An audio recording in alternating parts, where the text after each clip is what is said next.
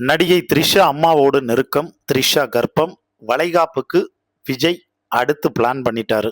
இந்த டாபிக்கை பத்தி தான் இந்த வீடியோல டீட்டெயிலா வந்து பார்க்க போறோம். அதுக்கு முன்னால நம்ம சேனலை சப்ஸ்கிரைப் பண்ணாம இருந்தீங்கன்னா மறக்காம சப்ஸ்கிரைப் பண்ணிக்கோங்க.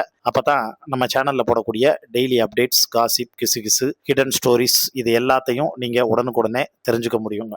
இப்ப இந்த த்ரிஷா விவகாரம், த்ரிஷா அம்மாவோட வந்து நெருக்கம், இந்த வளைகாப்பு, இந்த விஷயத்தெல்லாம் யார் வந்து சொன்னா என்ன பரபரப்பா வந்து சமூக வலைதளத்துல வந்து பேசப்பட்டுக்கிட்டு இருக்கு அப்படின்னு வந்து பாத்தீங்க அப்படின்னா, திருச்சி சூர்யா அப்படிங்கிற ஒரு அரசியல் பிரமுகர் எல்லாருக்குமே வந்து தெரிஞ்சிருக்கும். அதாவது திமுகவுல திருச்சி சிவான்னு ஒருத்தர் இருக்கார். அவர் நல்ல பேச்சாளர்.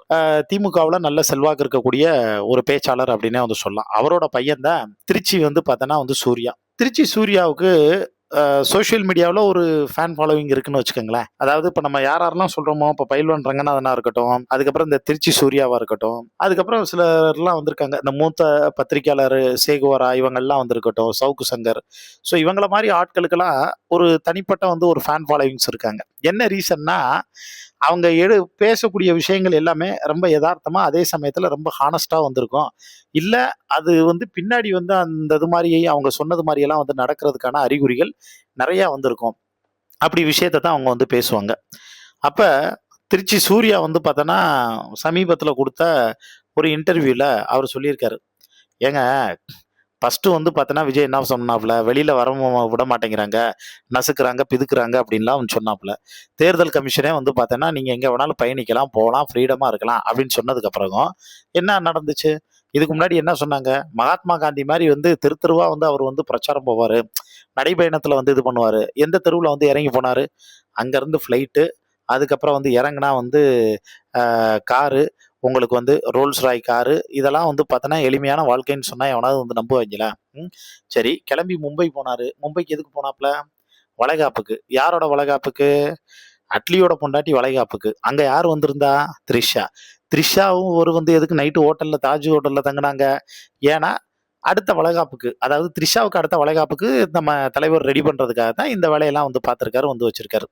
இவர் கிளம்பி டெல்லி போனா அவங்க டெல்லி வருவாங்க, இவர் கிளம்பி மும்பை போனா மும்பை வருவாங்க, இவர் கிளம்பி எங்க போனாலுமே வந்து அங்க வந்து போயிடுவாங்க, வச்சிருவாங்க. அந்த அசிங்கத்தை நான் வேற வந்து சொல்லணுமா?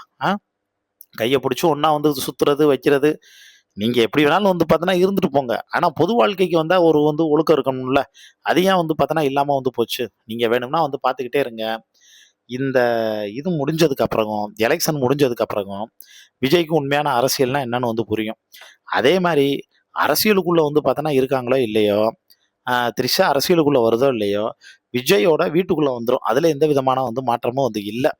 இப்ப விஜயோட ஒய்ஃபே விஜய் கிட்ட சேரக்கூடிய மனநிலைமையில வந்து இருந்தாலும், இவர் தான் இன்னும் ஈகோ புடிச்சிட்டு வந்து பார்த்தோன்னா இருக்காரு. அந்த ஈகோ விட்டு இறங்கி வருவாரான்லாம் நமக்கு தெரியாது அப்படின்னு சொன்னப்ப, அப்ப பத்திரிகையாளர் கேட்குறாங்க, இல்லைங்க, அவர் மனைவியோட வந்து மறுபடியும் வந்து ஒன்று சேர போறாருலாம் வந்து சொல்லிட்டு இருக்காங்க, வச்சுட்டு இருக்காங்க. அவர் ஈகோவெல்லாம் வந்து விட்டு வந்துருவாரு, வச்சிருவாரு அப்படின்னு அவர் தரப்பு சொல்லுதுன்னொன்னே, அதெல்லாம் சும்மா வந்து பார்த்தோன்னா கப்ஸா விடுறாங்க.